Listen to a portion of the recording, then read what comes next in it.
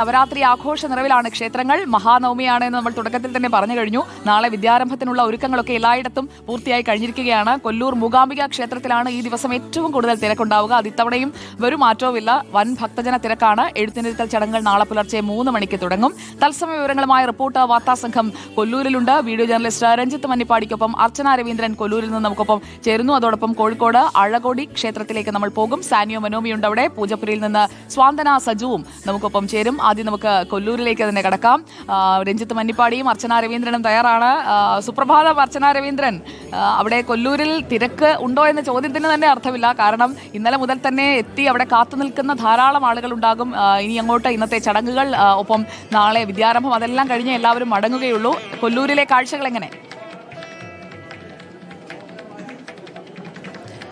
സുജി, അത് തന്നെയാണ്, പറയാതിരിക്കാൻ വയ്യ. ഒരുപാട് വലിയ തിരക്ക് തന്നെയാണ്. മഴയെപ്പോലും അവഗണിച്ചത് ആളുകൾ എത്തിക്കൊണ്ടിരിക്കുന്നു എന്നുള്ളതാണ്. ഇന്നലെ വൈകുന്നേരത്തോടെ തന്നെ ഈ തിരക്ക് കൂടിക്കൊണ്ടിരിക്കുന്ന ഒരു കാഴ്ചയാണ് നമ്മൾ കണ്ടുകൊണ്ടിരിക്കുന്നത്. നമ്മളിവിടെ എത്തിയ സമയത്തടക്കം മലയാളികളെ ഒരുപാട് കണ്ടു. ഒരുപാട് മലയാളി ഭക്തജനങ്ങളെ നമുക്കിവിടെ കാണാൻ വേണ്ടി സാധിക്കുന്നു. അത്തരത്തിൽ ഒരുപാട് വലിയ തിരക്ക് തന്നെയാണ് നമുക്ക് മൂകാംബിക ക്ഷേത്രത്തിൽ നിന്നും കാണാൻ സാധിക്കുന്നത്. ഇന്ന് ഏകദേശം 11:30 മണിയോടുകൂടി ഇവിടെയുള്ള മഹാനവമിയോടനുബന്ധിച്ചുള്ള പരിപാടികൾക്കെല്ലാം തുടക്കം കുറിക്കും എന്നുള്ളതാണ്. തുടർന്ന് ഉച്ചയ്ക്ക് 1:15 മണിയോടുകൂടിയാണ് രഥോത്സവ ചടങ്ങുകൾക്കെല്ലാം ആരംഭിക്കുന്നത്. എന്തായാലും വലിയ ഭക്തജനങ്ങളെ തിരക്ക് തന്നെ നമുക്ക് ഇവിടെ കാണാൻ സാധിക്കുന്നു. ഇന്ന് രാവിലെ 9 മണിയോട് കൂടി ഒരു നിയന്ത്രണം അടക്കം ഇവിടെ ഉണ്ടായിരുന്നു. കാരണം നമുക്കറിയാം, ഈ രഥോത്സവം എന്നൊക്കെ പറയുന്ന അത്തരത്തിൽ ഒരുപാട് ആളുകൾ വരുന്ന, അല്ലെങ്കിൽ അത്തരത്തിൽ ആളുകളുടെ തിരക്ക് തന്നെയായിരിക്കും. അതുകൊണ്ട് തന്നെ ആ ഒരു രഥോത്സവവുമായി ബന്ധപ്പെട്ട് ഒരു തിരക്ക് നിയന്ത്രിക്കാൻ വേണ്ടിയിട്ടാണോ 9 മണിയോട് കൂടി ഒരു വലിയ നിയന്ത്രണം തന്നെ ഇവിടെ ഏർപ്പെടുത്തുന്നത് എന്നുള്ളതാണ് ഇവിടെയുള്ള ആളുകളോട് തന്നെ ചോദിച്ചറിയുന്നുണ്ട്. ചേട്ടാ, ആദ്യമായിട്ടാണോ?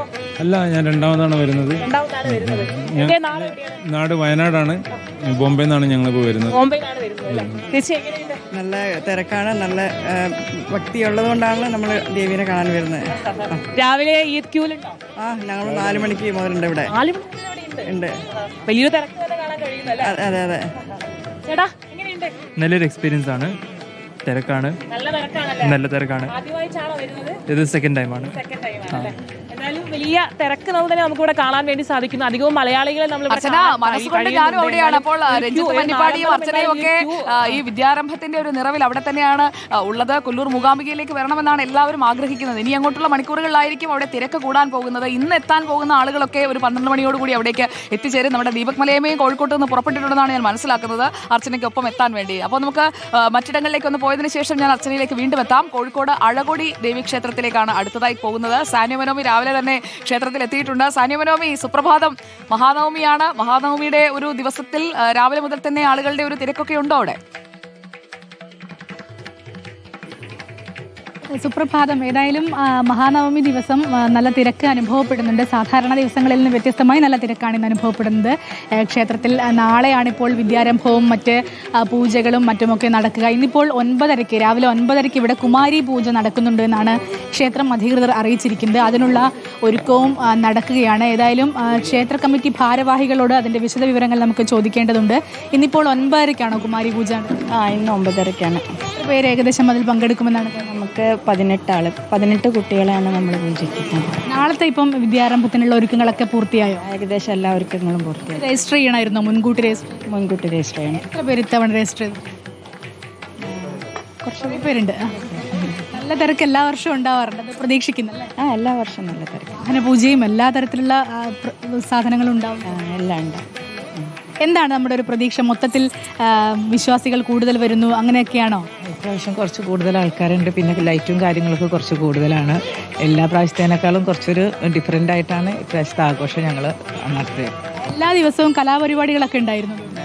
പിന്നെ ഭക്ഷണമുണ്ട്. രാവിലെയും ഉച്ചയ്ക്കും ഒരു 1500 ആൾക്കാരും അന്നദാനം നൽകുന്നുണ്ട് എല്ലാ ദിവസവും. 1500 പേർക്ക്? ഉണ്ട്.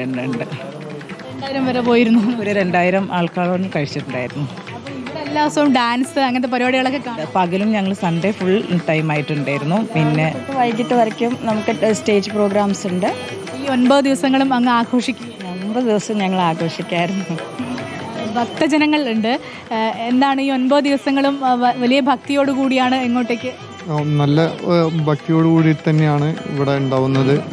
പിന്നെ ഈ ഒരു ഉത്സവം മാതിരിയാണ്. നമുക്ക് സാധാരണ ഉള്ളതിനെക്കാട്ടും ഒരു 11 ദിവസം നമുക്ക് ഭയങ്കര ഒരു ഭക്തിൻ്റെ ഒരു മാർഗത്തിൽ തന്നെയാണ് ഇതിൽ എഴുത്തിനിരുത്താനൊക്കെ ആരെങ്കിലും ഉണ്ടോ? ഓക്കെ, സാനിയ മനോമി, എന്തായാലും അഴകൊടി ക്ഷേത്രത്തിൽ ഒരുക്കങ്ങളൊക്കെ നടന്നു വരികയാണ്. നവരാത്രിയുടെ അവസാന 3 ദിവസമാണ് ഏറ്റവും പ്രധാനം. ദുർഗാഷ്ടമിയും മഹാനവമിയും വിജയദശമിയും. ഇന്ന് ആയുധ പൂജയുടെ ദിവസമാണ്. മഹാനവമി ദിനത്തിലാണ് ആയുധങ്ങൾ പൂജ വയ്ക്കുക. അതിനായുള്ള തയ്യാറെടുപ്പുകളൊക്കെ എല്ലായിടത്തും വന്നു കഴിഞ്ഞിരിക്കുകയാണ്. അതോടൊപ്പം നമുക്ക് പൂജപ്പുരയിലേക്ക് കൂടി ഒന്ന് പോകാം. തിരുവനന്തപുരത്തെ ആഘോഷങ്ങളുടെ ഒരു കേന്ദ്രമാണ് പൂജപ്പുര.